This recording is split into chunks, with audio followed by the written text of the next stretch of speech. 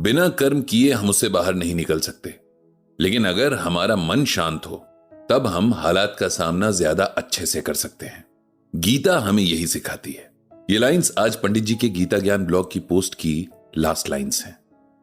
पंडित जी का मन खराब हो जाता है जब आए दिन न्यूज़पेपर्स में, टीवी न्यूज में परेशानियों से घबराकर गलत कदम उठा लेने वालों की न्यूज पढ़ते हैं।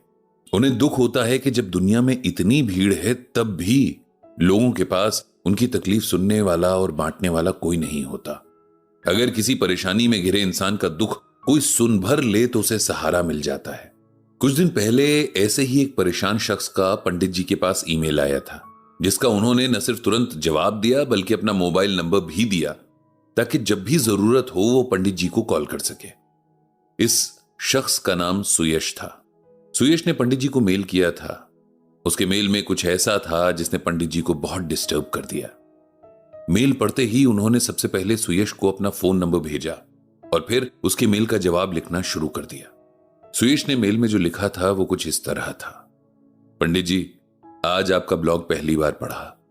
सच बताऊं तो मैं जिस मेंटल स्टेट में हूं उसमें मुझे कुछ समझ नहीं आया। मैं बहुत निराश होकर आपको ये मेल कर रहा हूं। मेरा मन इतना डिप्रेस्ड है कि मैं आपको भी बिना किसी एक्सपेक्टेशन के ये सब लिख रहा हूं।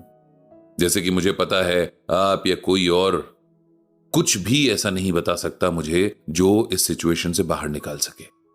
मेरी लाइफ जैसे गहरे अंधेरे कुएं जैसी हो गई है जिससे बाहर निकलने की सीढ़ियां नजर ही नहीं आती। मैं हमेशा इतना होपलेस नहीं था। कुछ टाइम पहले तक मैं एक खुश इंसान था जिसका अच्छा खासा करियर था, फ्रेंड सर्कल था, लाइफ में आगे बढ़ने का जोश था।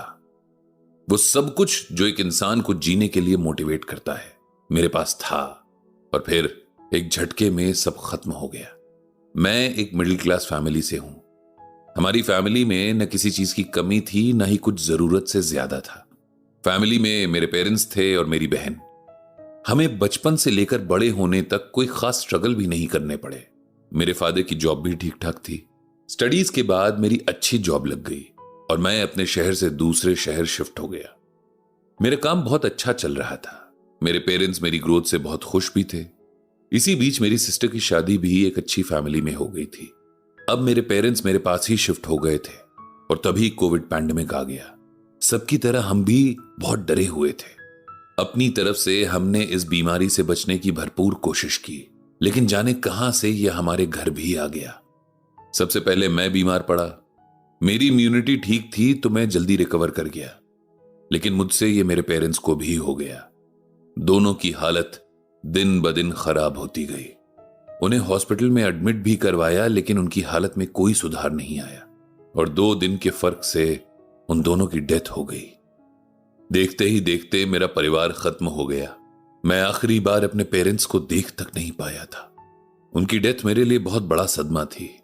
मैंने कुछ ही दिन के अंदर अपनी लाइफ के 2 सबसे इंपॉर्टेंट लोगों को खो दिया था और उस बीमारी का खौफ इतना बड़ा था कि कोई मुझसे मिलने तक नहीं आ पाया था। मेरी बहन भी इस दुख में मेरे साथ शामिल नहीं हो पाई। मैं नहीं जानता था कि अभी तो मेरे बुरे वक्त की शुरुआत ही हो रही है। कुछ ही दिनों में मेरे ऑफिस से एक मेल आया कि वो लोग बहुत सारे लोगों को बिजनेस लॉस की वजह से हटा रहे हैं और मैं उनमें से एक हूं। ये मेल पढ़ते ही मेरे पैरों तले जमीन खिसक गई। बिना नौकरी के मेरा क्या होगा, वो भी ऐसे वक्त में जब हर तरफ हाहाकार मचा हुआ था। मुझे नई जॉब कहां से मिलेगी? मैंने अपने बॉस को कॉल किया। मेरे बॉस के साथ मेरा बहुत अच्छा रिलेशन था। उन्होंने हमेशा मेरे काम को अप्रिशिएट किया था। बॉस ने मेरी जॉब जाने का बहुत अफसोस जताया, लेकिन साथ ही यह भी बताया कि वो इस मामले में हेल्पलेस हैं। ये सब डिसीजंस टॉप मैनेजमेंट के हैं और मैं अकेला नहीं हूं जिसे निकाला गया है। ऐसे बहुत सारे लोग हैं। अब मेरे पास कोई रास्ता नहीं बचा था। रेंटेड फ्लैट में बिना जॉब के रहने का कोई मतलब नहीं था। इसीलिए मैं अपने शहर वापस आ गया। अपने पुराने घर में आकर मुझे और ज्यादा अफसोस होने लगा कि मैंने क्या खो दिया है। इस घर में मेरे और मेरी बहन के बचपन की यादें थीं।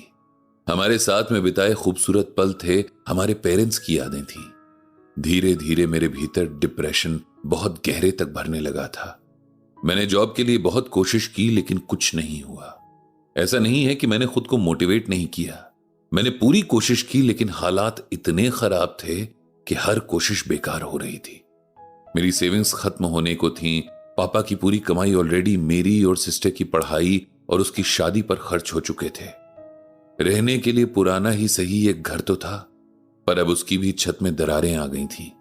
मेरे पास इतने पैसे भी नहीं हैं कि मैं उसकी मरम्मत करवा सकूं।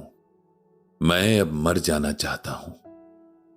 इसके अलावा मुझे कोई रास्ता नजर नहीं आता।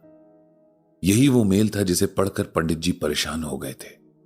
वो जानते थे कि कोविड के बाद से बहुत सारे लोग डिप्रेशन और कई तरह की मेंटल बीमारियों के शिकार हो गए हैं।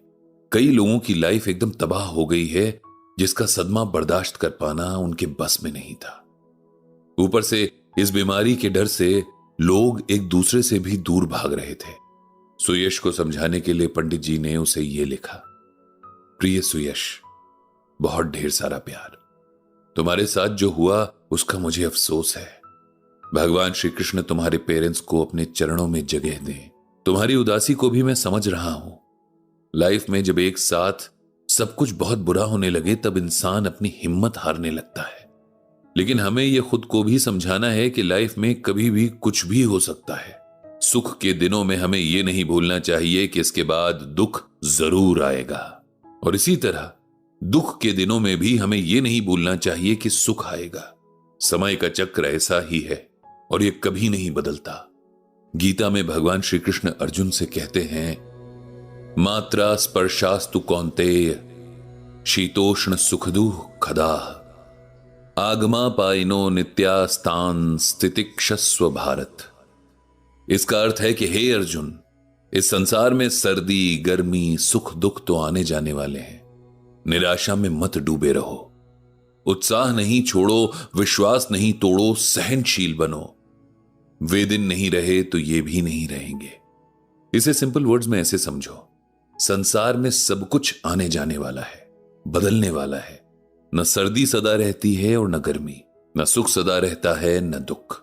सच सिर्फ यही है कि किसी भी खराब सिचुएशन में निराशा होती ही है। धीरे धीरे निराशा बढ़ती जाती है।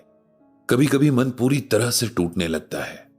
ऐसे में हमें यही बात याद रखनी है कि अगर अच्छा समय नहीं रहा तो बुरा समय भी नहीं रहेगा।